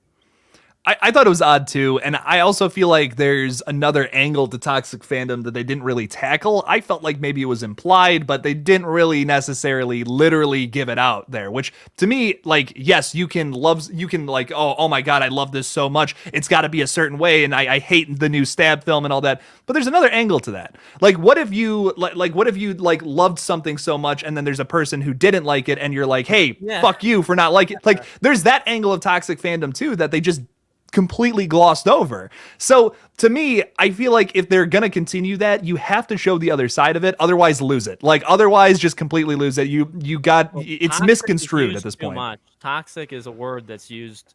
If you don't like Scream 5 on Twitter, the Scream community, you're toxic. And the movie itself gave people that power. That's the problem. Yeah. Same thing with Last Jedi. People, they'll blame Russian bots. They'll blame, toxic fan. And I liked it. I don't know why I keep pointing at me when I say I don't like, people that didn't like Scream right here. I like Scream 5. You know what I mean? But like, that movie gave people the right to say, oh, you didn't like a plot point in the movie? Toxic. The movie calls you toxic, so I can call it. That's not what toxic means. I mean, we're on YouTube. We get actual toxic stuff. We know what toxic is. Yeah. I get toxic stuff every day. So, it's a joke in my opinion. So you're right. I mean, do you follow that through? With 6, I don't think it's something that you lose, specifically because it's the modern day. And like you said, the meta thing, it is like toxic fans or fans that think they're so right or whatever. That's a thing in reality with social media for the past 5, 6, 7, 8 years. It's not going to stop. So you would imagine it's not something they're going to let go about commenting on. But like you said, if they don't show, what if it's just Rian Johnson sucks? Rian Johnson killed Star Wars, so I don't agree with that. That makes me toxic. Please show the other side. Or like you said, please stop, because when you do that, you're going to get deeper and deeper into this hole of labeling a big group of people. Yeah. And I don't like to be labeled. Other people, you know what I mean? That's the issue. They started in 5, and I honestly feel like it could very easily continue. That's the biggest problem, I think, with the last film for me, is how a lot of people took that. And like, I took it, I guess, I don't know. I guess a lot of people full on. I try to look at it from how they're looking at it. I just think if I think about it too hard, then I get mad, because it's like, well, maybe they really did just mean it simply as like the Star Wars angle. I don't think so. But the more they talk about it, the more it also does sound like they, you know what I mean? So like, I don't even like to hear them talk about it or anything. It's the repercussions that's the biggest thing for me, because like you said, like if you go on Twitter right now and you just tweet out Scream 5 sucks butt, like then you're gonna get a lot of people calling you toxic and all that. Yeah, that's the truth, and that's the problem. You can't put that, like, you can't make your film bulletproof by saying that. It's something that Master Chaos says a lot when he's on my streams, but I feel like that they definitely. They didn't touch on it, but I feel like it was implied that it's toxic to go the reversal of that too. But like I said, they didn't say it literally, so a lot of people took it that way, where it's like, oh, I love this film. I'm not, I'm not toxic for that reason. No, you can be, if you're telling people that their opinion is fucking stupid and trash because they didn't like Scream 5, you're also being toxic. That it falls into that same category. It just wasn't literally expressed in the last film, which I think is the problem. It would have been kind of weird though to also literally express that, because how would that work with the motive? You know what I mean? Like, I know we're getting down a whole crazy rabbit trail right here, but like, if they would have just, they did it to themselves. They did it to themselves. Motive. Yeah, they made that motive, and yeah, I agree with you. Because you could look at it even as like a playful thing. Like Richie's point literally was like, but these are characters that took it so extreme that they started murdering people. And it's like, are they making a play on the word toxic? Maybe they actually know too it's overused, because it's not like people complaining on Twitter going out murdering people. They don't take it that seriously. So they're taking that internet discourse of toxic, and then they're raising it up to like, what would a madman do, with that kind of word? You could look at it like that. And I think that's the way I like to look at it if I don't want to get mad at them. That's how I would look. I like it. Oh man! And speaking of which, Master Chaos is in the his ears were ringing. He just knew we had a mental connection right there. What's up, Master Chaos? What's up?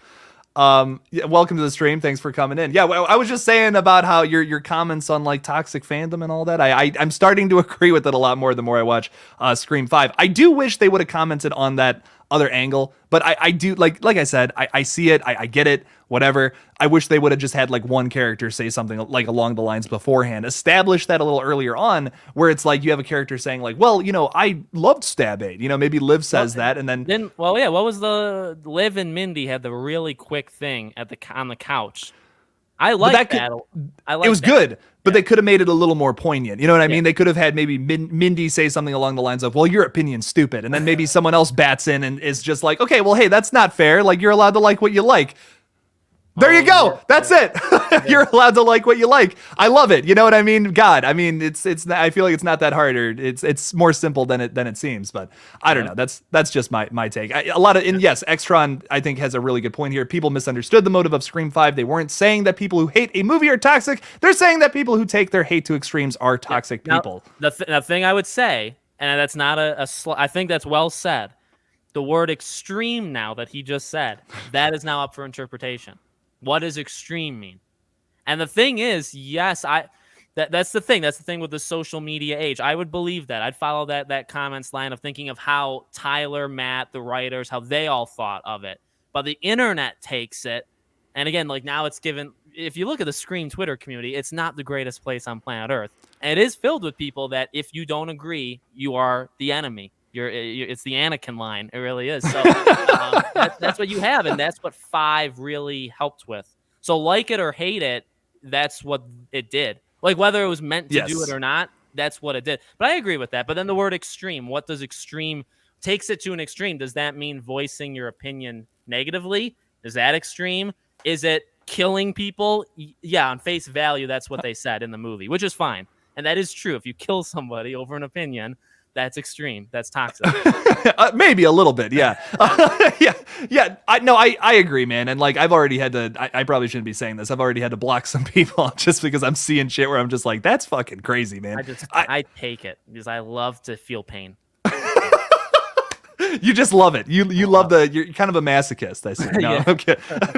No, I kid, of course. But yeah, I just like, I don't know, man. I just really want them to have I think if they go a different way with the motive this time around, that I feel like that's just going to aid them a little better. Maybe there's some magic thing that they could write in that fixes the motive, but I just don't, I don't know. To me, I just almost want them to go in a whole new direction. But did you say you still kind of want to see that motive continued in 6 or? Yeah, it's tough. Because, well, like, so you can't, please, for the love of God, don't repeat the motive of, while it's so easy to have Richie or Amber have parents, I know that's kind of, how crazy would it be that they have relatives, but, it's believable. It's believable a parent, you lose your kid. Whether they were a good kid or a bad kid, you lose your kid, you're going to probably lose it. You're going to snap. So it is believable, but you already did it. So you cannot repeat 2. You can't repeat 2 with either of them. With either of the 2 in 2. So I don't know. I don't know what the motive should be. I don't know, something with like popularizing Ghostface, but like you already kind of did that in 4 with Jill, right? For like fame. I like the idea of fame, and I thought that worked in the time. I don't know if it works now. I don't really think we're in an era, even when bad things happen in the real world. That was more of a thing of like glorifying it to certain people. That was more of a thing like 10 years ago than it is now. I don't know. What do you think the motive should be? I'm not gonna lie, there's a part of me that like wouldn't even mind if they went the route of like, oh, Ghostface is popular now, so now there's Ghostface killers running around. But I know so many people would be like, this is just the same thing as 4. But like, you're doing it on a broader scale. You're in New York City while like, okay, there's a brand new Stab movie out or a Stab TV series, something. Ghostface is popping again. The murders inspired like new TV series, new movies to happen. It rejuvenated the franchise. It could be meta on what is actually happening right now for the Scream franchise. I actually think that would be kind of fun and so different from 4. But of course, there's a lot of things that like I said, there's a lot of people who would compare it to 4, be like it's too similar. Tough because you run out of motives like popular, revenge. I mean, what do you could even like a fan film? We're doing it for a film. I mean, that's really what Richie and Amber were all about, recreating. Like they wanted to give scenes for whoever to make a new movie. Even with even having a movie of the movie, eventually you run out of creative motives that aren't too similar to each other. So but again, see, changing it up where maybe like if Sam was the killer, because you could have some different motive. You could have like a killer blood in her, in her lineage as like the reason. I mean, if you use a character you already have and you give them a motive, it can be different than any new one. What are you going to do? Like a person at college, they see Tara. So again, popular. I'm going to be the one. Even the idea of killing the survivors, which I like the idea, but also, well, are you doing it to be popular or you're like cleaning house? Your goal is to have a good intention. Like, what about that? I mean, and that is, I guess, different enough. We want to end what nobody else could end. We want to be better. Does that go into toxic? We want to be better than any of the past ghost faces. So we're going to go after all the survivors. What if they take it the angle of like, I'm so like, okay, what if you have a character who is like, I've seen these Ghostface killings happen since 96. Yeah. I'm sick of it. I want it to be over. I've lost too many friends or too many connections or something to a Ghostface killer. I got to end it. So maybe they're kind of taking like almost a Thanos route where they're like, I have to kill the rest of the survivors and they won't happen again. No one will become Ghostface if Sidney, Gale, and all them are dead. Obviously, Sidney's not in the movie. Kind of kills that theory. But the issue with that is you need somebody old enough. But however, the cop could actually fill that role rather well. Secondly, I like the killing the survivors, but see, now that you don't have Sidney, that really hurts. It totally kills that. You're not going to kill the original survivor, though. You're going to kill everybody else, the ones that don't matter. Right, right. But you could lead it. Gale is obviously huge, but I mean, if you're the Thanos thing, It's like, well, I'll get most of the Infinity Stones, but I'll leave like the one most important one. Right, so it's not as epic, right? Though. It's like you need to kill Sydney, and maybe that's what they had but you can't. Well, obviously they wouldn't all actually die, but maybe that was written into the first script that this killer was going to go after one. Sydney would survive it, but now that you don't have Sydney, do you have a phone call that you pretend she's on the other line, and you say, "Oh, she just got attacked and she's fine." That way you did write in that they did try to kill Sydney, but they failed. Maybe. That's the only way you can do it. Or Gail gives a report. Last night, Sydney Prescott was attacked. She survived. Cool. You know what I mean? It's without having her, that line is a cool line, but it's really hurt by it. Yeah, without having her, it's just like, I don't know if it works or not. We have Master Chaos leaving, by the way. Wishing everyone a bloody wonderful day. Thank you so much, man, for stopping by. We appreciate it. Thank you. Everyone subscribe to Master Chaos, too, by the way. He's fantastic channel. Broke some good news, too, on Scream, speaking of all this. But my thing with the good intentions Ghostface, I feel like maybe it could still work, but you're pretty much right. I feel like without having Sydney there, it kind of kills it for this movie. I think you could do it in a way where it's like you could kill almost the entire cast maybe, and maybe it comes full circle in a seventh with her back or something. But would that work at this point? I don't know. Like, I almost kind of don't want to see almost everyone die and have a Ghostface killer escape at this point, because especially if this film is going to focus on building up new characters, it kind of works against itself, you know? So I don't know. I feel like that motive is unfortunately kind of dead, but maybe sometime in the future we would get that. Because I just, good intentions, Ghostface, but going about it the wrong way. Fuck, that would be so cool. And if they're looking at pop culture with Star Wars, I mean, Thanos, the motive of Thanos in Infinity War is one of the best. He's one of the now Endgame, I didn't really, the way they went with Thanos wasn't nearly as good, but the Infinity War arc of Thanos was one of the best villains, and it's a superhero movie, but it's still one of the best villains of any movie. I agree, man. It's something that really impressed me and really stood out opposed to some of the other Marvel movies that feel kind of just like cookie cutter, you know? It's just like, okay, this scene has to happen. Bigger reason, you see it, whether you like it or don't like it, you can see where he's coming. To me, that's always what makes a good villain, is you get it from their perspective. They're just a slight angle on the protagonist. That's it. And not to make it an Avengers, live stream, but the point is, everybody kind of has that opinion on Thanos. And if they're looking at pop culture, maybe they think of that as a reason for their Ghostface killer. You could. Now, we did have a few people in the chat mention about a Ghostface without a motive, though. How does that fun? Yeah. Do you think that would be fun? Like, without they're just killing for killing? I think James Bond also said something there's earlier. Something kind of special to that, where it's like, what's your motive? Well, it's the Billy line, right? Where you don't have to, but he did have a motive, is the weird thing, right? You don't have to have a motive. Yeah, I mean, well, you've never shown us that. He said it, but you've never shown us it. Maybe have a hat. I think that works. To be honest, I think that works well for like a TV show, where maybe like the first third of a series, the first third is just somebody killing just for pointless kills, and then they get caught, and then you have somebody with a real reason. Because there's only so much depth you can go with somebody who has no... It's like a Joker thing, but it's not, because it's not. I was just going to bring that up. Because I'm like, you could take it that route, Like, you could take it like Joker, Dark Knight, kind of vibes. But, like, how do you do that without having that character play crazy throughout the whole film? You know what I mean? But even Joker, like, his reasonings in Dark Knight, like, he actually does have, like, just... Well, Alfred even's like watching the world burn. Like, he has his own sadistic view of what he wants the world to be, even though he doesn't say it. Well, he does kinda. It's tough, but like, I don't know. I feel like that's not to put Scream down. That's like too advanced. I feel like the Joker's motive in Dark Knight is way too like next level plane of existence. Then I don't know. You don't have to do that. But you could, killing for fun. I mean, you could, if you had two killers that had no idea what the other one was doing. One of them could simply be killing for fun. And the other one could be killing for a reason, and maybe they see on TV, what in God's name is this other Ghostface killer doing? Like, I'm trying to kill for a purpose here. You're just, like, going off killing old ladies at Subways. Like, what are you doing? You know what I mean? Oh my God. That would be the problem with that, though, right? Because, like, you would have, like, the whole movie, you're telling me this character is just, like, blending in, he's like, oh, yeah, I'm totally fine. No, if a guy is just killing to kill, this person's crazy, there's no way they could blend into a crowd. I feel like you have to have a good motive. Mask off, unless he always is dressed up as Ghostface. It's just someone who's randomly killing. That could work with the motive, too. We don't see a character the entire time, and they get unmasked, and it's the first time we saw it. It's just a random person you've never met before. Yeah. I mean, or it's one of the ones that they announced. So say that Josh. I'm not saying it would be him because I think that would be a bad idea. But say that Josh, say he literally wasn't in the movie, like you don't see him at all, but there, there's a ghost face killing, and then eventually gets unmasked and it's Josh's face. And it's like, oh, okay, that's where he's been this whole time. They never actually cared to show him. But that's a big risk. That's a huge risk. That's a big risk. I was just gonna say, but man, if you did that right, it could be cool. If you did, the problem though is you'd have to do someone you didn't announce. Like you'd have to not announce me.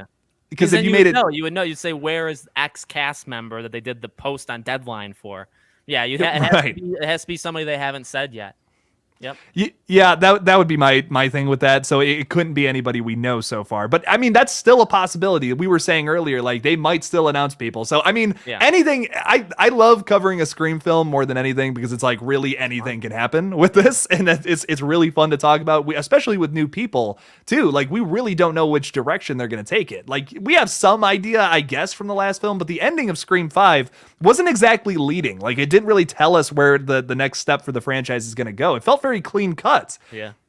I wasn't expecting a Scream 6 to even be announced, I'm going to be honest. So I thought it was crazy. But one other thing I wanted to talk about, and if we're getting a little long-winded, Alex, just tell me. Like, because if you're like, oh, fuck, I got a shit ton of things to do today. Like, oh, my God. Just tell me. I did want to briefly touch on Halloween Ends a little bit. I know you're kind of not the biggest... I'm ready. not super excited for Halloween Ends, but I did want to touch on it a little bit. Are you excited for the film or not so much? Oh, man, I don't want to be too mean. I'm excited, but I'm excited to see what the heck they do. So I wouldn't say it's like joy. I can't wait. I wouldn't say that. Just like, you know what? I'll see what happens. Whatever. Because like, and Kills is 2, right? Kills is for me like laughably mad and like makes me mad. Like it very much makes me mad. So there is a sense of, because I do like to watch the world burn, and I do like to just have that's your motive. Yeah. That's it. Okay. I love people telling me how wrong I am in my opinions. I am looking forward to I'm genuinely looking forward to Ends coming out, but I'm not like, oh, I can't wait to see what masterpiece they craft to end this trilogy. You know what I mean? I don't, I gotta agree. I don't think it's going to be like the most amazing ending or anything, but I think it's going to be better than Kills. That's my early prediction. I have kept up with it in terms of what, like they're going to lose. Are they going to lose the license? Like they're probably done right after it. Blumhouse is done with this. Yeah. After this. What do you think? What do you like that they had it in the first place, or? Yeah. I mean, for the most part, I think Blumhouse does a good job. They have a lot of duds, but they have a lot of really big hits. Like some of my favorite movies are Blumhouse movies. So I don't know. I do like a lot of their earlier stuff. Their more recent stuff isn't fantastic. I mean, there's Get Out, which is like won an Oscar. That's awesome. I love Get Out. That's great. Halloween 2018 was a lot of fun. Kills, definitely dips a little bit for me. I don't think it was trash, but I enjoyed it as a Halloween fan. I'm like, hey, okay, What'd you think of Leatherface? Or was it What'd you think of Texas Chainsaw Massacre? I watched it. I watched it. There were some aspects that like the kills were awesome. Once again, I oddly feel the same way about Halloween Kills that I do about Texas Chainsaw Massacre. Like the kills were awesome. So I think some of the characters were cool, but then there was like entire subplots where I'm like, I could not care less about this. Why is this even in the movie? You could have just cut it. I really think the new Texas Chainsaw should have been like 60 minutes. Like you could have made that a 60-minute just bloodbath. Okay, open and shut case. They tried to implement all this Sally Hardesty shit, which was dumb. It just didn't make any sense. On trash. That was the best part of it. And then she's still alive for like 10 minutes. After getting a chainsaw through her gut. Like, what? I don't know. Yeah, I mean, there's a lot of really stupid stuff. The ending totally sucks, in my opinion. But I really enjoyed the party bus scene. For me was like, I am so glad I put this on. I'm so glad I paid for Netflix this month. That was so fun. That was awesome. Why didn't they freaking rush him or go around him? He's killing one at a time, and they're banging on the goddamn windows. Run around him. One of you's gonna make it. Try something and you're gonna get canceled, bro. Yeah, you're gonna get canceled. Oh my god. I'm glad Leatherface doesn't care. Scream isn't there yet, but we'll hope it never reaches that. I hope it doesn't. I really think that the Texas Chainsaw Massacre franchise, I don't know. They got to figure some shit out. I want at least one more good Texas Chainsaw, which I think is possible. But yeah, that last film was whatever. You see the game looks insane. I'm really excited to play that. I still haven't played the Evil Dead game, dude. And I'm like, you even messaged me about that. You're like, dude, get that. Oh my God. And I'm like, oh shit. I want to start a gaming channel. That's my that'd thing. Be awesome. Well, you have a second channel, right? Yes. Shameless plug for you for your second channel. No, it's a smart thank you, move. Alex. Yeah. No, I'm kind of, what I'm thinking about doing is instead of doing like everything on one channel, I'm going to have like 3 channels. I want eventually, like I'll have this channel for like horror and all that. Second channel for just reviewing movies. Like, cause I watch a lot of stuff and I talk about it with people. I'm like, fuck it. I might as well just do that on a second channel. I have that there. Then I also want a gaming channel. I'll probably start that sometime next year. I want to establish Movie Smoothie a little more before I already jump into another channel. But yeah, that's kind of my 5-year plan. Your plan. So I don't have one. That's the best kind. No plan is the best plan. Honestly, that's that's the least stressful plan. So. But everybody in the chat right now, I just want to say, go subscribe to podcast now. Get them to 69,000 subscribers. Make it happen. Come on. Thank you. Let's go. Alex, thank you so much for talking with me today. We can kind of wrap it up if you're kind of just like, don't really know what else to talk about. But whatever you want to do. I mean, I appreciate it. And today's a slow day for gaming. So whatever you want to do, buddy. There you go. Good shit. Is there any other like horror things you want to just touch on real quick before we go? Maybe we'll do a little Q&A or something. I'm into a ton of horror games. What's funny about me is I really, like I said, I have seen Nightmare on Elm Street and stuff. I've kept up, even with the news, right? Was it Jason Blum? Is that who said that he could get Robert Englund back? So that's cool. Yep. But what's funny about me is like I don't really watch. Like Scream is the only one I can even, and I don't pretend like I am very, very passionate about Scream. I can't fake that for like any other horror film. Even though I have watched something like Happy Death Day would probably be mine, but it's odd. Happy Death Day is a lot like Scream in that way, and so it's kind of like I'm pretty boring with my reaches. But games I'm all about. Like I've played so many horror games throughout my life, and including now. I hate them because they scare me to death, and I really am not good with. I don't like gore and stuff. It's fine, but I really could care. Like the West kill was like Jesus Christ. Like I was like, wow, I'm not disgusted by it. But I'm like, that's pretty sweet. But I also don't need something like overly gory for literally no reason. Again, it's just not when I play a game or when I watch a movie. Like I'm there for the characters, the story, like the arc, whatever. Game would be maybe more like gameplay. But, a good kill every now and then is okay. Yeah, I feel you, man. Do you have a favorite horror game? Because I'm like I said, I'm trying to get into the gaming space and all that. Oh, good choice. Dawn good is choice. And the Quarry is what they just made with David Arquette. Have you played that? I beat it. Yeah, it's okay. Oh, nice.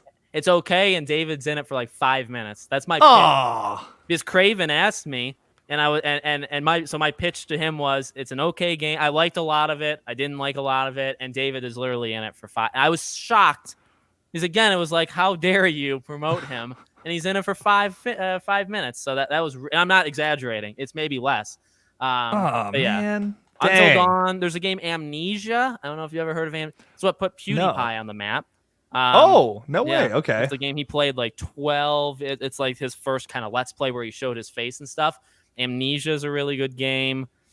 And then obviously there's like like you said, the Texas Chainsaw game looks awesome. The multiplayer ones I don't think have ever really matched up to the more single player. Again, the single player is what you can do with this. Or PT, the PT demo. I played PT, yeah. No, that, oh my God, that scared the hell out of me. I stood there in the hallway. I stood and I looked at, and I put my controller down. I just sat on my bed for like 20 minutes. I was like, I'm not touching the controller. I'm not going to loop around anymore. I'm done. I was terrified with that game. That's conceptually what a great idea for a horror game. I remember playing that when it was like really popular and they were like, oh, we're not going to continue this and stuff. I don't know, man. I was just like, this is horrifying. I love is it Out something? What is that game? Outlast. I played a little bit of that. Yeah. Outlast 1 and 2 is not as 2 is a tale of two as like a cult religious thing for like 70% of the game, and then 30% you're in a school and it's ghost hauntings and it's very like I got very scared. So I love that part, and I think that's kind of the critics' idea is they like that the 70% where it's like religious cults weird. That first game is terrifying though. Yeah, Outlast is a scary one. Dude, I played like halfway through that game, and that was like, I don't know what it is. Like, I can watch horror movies all day long, but like horror games actually scare me to a point where I'm like, I have to put this down for a little bit. It's different. I mean, these people, man, they're creative, and the things you can do with audio, if you listen to it with a headset and stuff, it's nuts. Yeah. Oh yeah. No, it's crazy. Another one that I'm familiar with that I played all the way through. This is the only like jump scare based horror game that I've unfortunately played all the way through is Resident Evil 7. I played all of that. That was really fun. Did you play the new one of those? Yeah. Or? Village is not nearly as scary. Village is more just more actiony, sadly, but it's story heavy. Yeah, 7's creepy. I played it in VR because it was also for PSVR. Oh, nice. Like even the dinner scene with the family. Oh my god. Yeah, that game was a return to form for them. So it's weird. Like I can play as many horror games as you want. When it comes to movies, though, I don't know. I don't know what's wrong with me. That's funny. It's always been the opposite for me for whatever reason. I don't know. I don't know what it is. It's something about like actually being like found footage movies scare me more than regular horror movies too, which is why I have such an affinity for them. I don't know. I'll go to those more because whenever you have that POV angle where it's like you're forced to be in that position and something is about to jump out and scare the person, that just hits me way harder than anything else. I don't know what it is. Also, we have Zoe Crawford in the chat. 2 of my favorite content creators in one live stream. Gotta love it. Much love to you, Zoe. Thank you. Much love. I see you got your dog in the background there. Yeah, oh man, my dogs they make appearances now, and the other one's laying behind me in my chair. They make appearances when I do my face. Oh my god, he's adorable. I love him. Look at the little guy. Nuts. My dogs are nuts. Good stuff. All right, well, Alex, thank you. I'm gonna wrap up here because you mentioned Freddy Krueger and all that with like Blumhouse. I wanted to make a little video about that. I'm not gonna lie, so nice. I'm gonna get on that. But Alex, thank you so much for coming on, man. It means a lot. So thank you for having me, and we're definitely Jake and I are working on. He's gonna be on my channel at some point. We'll do that pretty soon. So thank you so much for having me, man. This was awesome. Yeah, dude, of course. And sometime in the future, we'll have to do it again. Thank you to everybody in the chat, by the way. I'm doing a little, I know I've been having some comments about like, oh, I want Jake to answer my questions again. I'm going to do a Q&A sometime this week. I'm going to try and go live like every single day. I'm just feeling it for whatever this week. So I'll do a Q&A at some point this week. It'll happen. Thank you guys so much for coming again, though. And as always, don't forget to kill it out there, y'all.